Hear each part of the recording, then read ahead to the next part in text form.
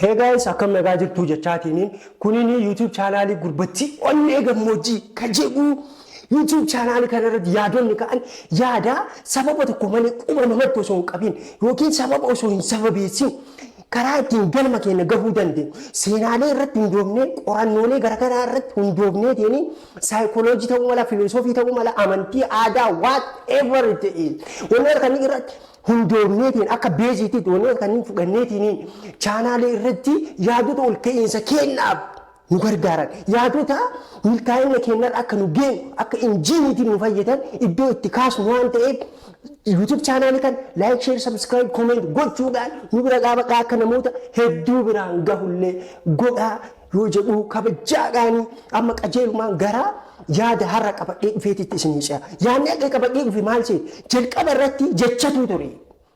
There was a word in the beginning.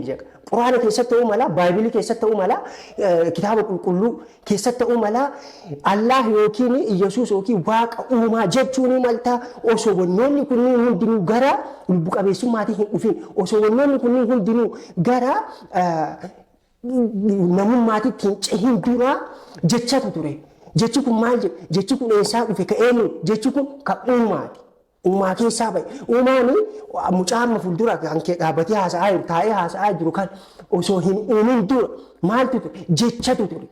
Uumaan jecha dubbadha. Achi booda hoo bishaanii fi piroosesiiwwan biroo piroosesiiwwan darbuu qaban keessa darbaniitiin mucaa kan gara namummaatiin lubbu qabeessummaatiin ceesisanii jiru. Gadaamessa keessatti yeroo turuu qabu piroosesii keessa darbuu qabu keessa darbeetiin mucaan amma argaa jirtu kunini akka nama ta'ee lubbu qabeessa ta'ee fuuldura kan taa'ee haasa'aa jira. Garuu hundeen isaa yoo eessa jecha uumaati. Jecha waaqaati, jecha rabbii.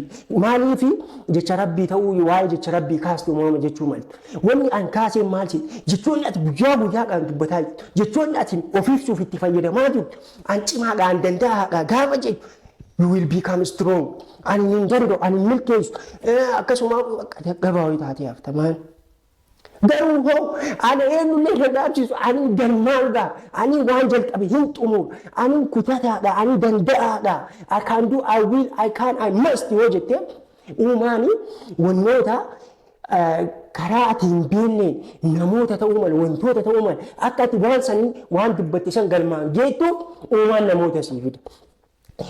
Namoonni ta'uu hiriyaa kan kee ta'uu mala, maatii kan kee ta'uu mala, fira ta'uu mala, orma ta'uu mala hin danda'u gaafa jedhu akka namoonni hin danda'u kan keessan akka injiiniititti itti fayyadamu uumaan godha. Gaafa ani hin danda'a galmaan gaa hin milkeessa jetti hoo uumaani namoota ta'uu mala, uumamoota biroo ta'uu mala, wantoota biroo ta'uu mala sii fida ila harkisee sii fida.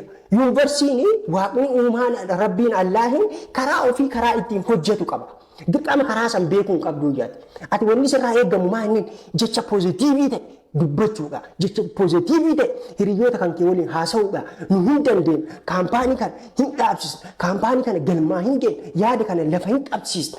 Yuutuubii isaan hin jalqabne. Kitaaba barreessine isaan galmaan hin geenye hin maxxansisiifne. Dhaloota biraan hin geenye. Dhaloonni irraa barata yoo jedhe. Uumaanii rabbiin Allaahine karaa ati hin beekne namoota harkisee jireenya kan keessas fidee namoonni sunniin maallaqaan si deeggaruu danda'u yookiin ogummaadhaan si tajaajiluu malu yookiin wanna biraatiin si tajaajilanii akka ati galmaan geettu si hoqan. Garuu hoo ani hin danda'u, ani hin hiyyeessa, ani jireenya gaddisiisaa jiraachuuf dhaladhe uumame jettee gaafa amantu uumaan hiriyoota kan keetitti fayyadamuudhaan, hiriyoota kan keetitti fayyadamuudhaan, jaalallee kan keetitti fayyadamuudhaan, maatii fira ollaa orma namoota sarkilii kan kee keessa jiran uumamoota birootiif fayyadamuudhaan akka atiin galmaan geenne sii godha. Because seera kaa ani ifatti jijjiiruu hin dandeenyu seera uumaati. Ani jechuun negatiivii afaan kiyya keessa abadan hin baane. Like ani hin danda'u jedhee hin beeku. I can. Yeroo fudhata malee hin milkeessa jedhaani. Ani hin danda'a jedha yeroo mara. Namoonni sarkilii kiyya keessa jiran hundinuu they are always amazed of my ideas. Wanni ani hin dandeenye tokko iyyuu hin jiru jedha. An kalaqa gaafa kalaqa irratti dalaga baay'isee kalaqa gaafa kalaqu barnoonni an baradhee ba'e ekoonoomiksiidha. Garuu kalaqni kalaqee like injineeringii wanna wal qabata. Ekoonoomiksii barattee injineeringii kalaquu jechuun is too difficult. Garuu homaanni dandeettii uumaan naa kennee jiru waan beekuuf yaadota pozitiivii waan haasa'uuf enerjii san irra deddeebisee waan guddisee uumaan iccitii san naa ibsi. Iccitii san ammoo amma almost lafa qabataa jira. Yusi kanaafuu maal jechuufi gaafa konkuluudsii godhu abadan jechi negatiiviin afaan kan kee keessaa bahuu hin qabu. Ani bushaaqa abadan hin jedhin ati hin bareedda. Ati yoo amantu ta'e an sitti himaa amani. Namni akka kan kee bareedu ardii kanarra hin jiru. Yuunivarsiitii irra hin jiru ardii dhiisii. Addunyaa kanarra hin jiru hin turre. Umrii biiliyoonota waggaa meeqa ardiin erga uumame. Addunyaan erga uumame. Umrii biiliyoonota kanaa kan hunda keessatti namni akka kan kee bareedu tokkollee hin uumamne fuuldura illee hin uumamu. Namni akka kan kee dandeettii qabu tokkollee kana dura ardii kanarra hin dhufne fuulduratti illee hin dhufu. Hin amantu taanaan ati ofitti himtu taanaan anatu sitti hima. Gurbattiin onneen gammoojjii sitti himti waan ta'eef. Kanaafuu wanni ati hin dandeenye tokkollee hin jiru. Garuu arrabni kan kee yuusi arrabni kan kee fi miirri kan kee keessattuu arrabni kan kee yeroo baay'ee gufuu sitta. Yeroo baay'ee riqicha galmaan gahuu kan keetii riqicha ol ka'iinsa kan kee irra akka hin geenye wanni si godhu arraba kan keeti. Jechuudha arraba kan kee keessaa bahan. Kanaafuu jecha negatiivii arraba kan kee keessaa hin baasin abadan. Always speak positive words. Explain yourself using a positive words. That is where the real universe secret lies, man.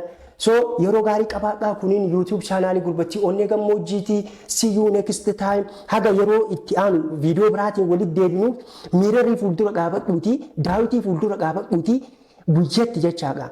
Ganama si'a sadii guyyaa laaqana booda si'a jaha halkan osoo gara hirribaa hin deemin dur si'a sagalee jechaadha. Ani danda'a, an cimaadha, an jabaadha, an galmaannidha, an milkaa'aadha, an bareedaadha, ani danda'aadha, ani kalaqaadha jedhaa ofii haasa'e. Furukeessiisa irra hin taate yeroo muraasa booda irra deddeebii dalagi waan kana. Kanaafuu yeroo ittaan viidiyoo bareedaadhaan hin deebi'a. Stay tuned, like, share, subscribe, follow gochuu hin dagatina. See you next time. Have a nice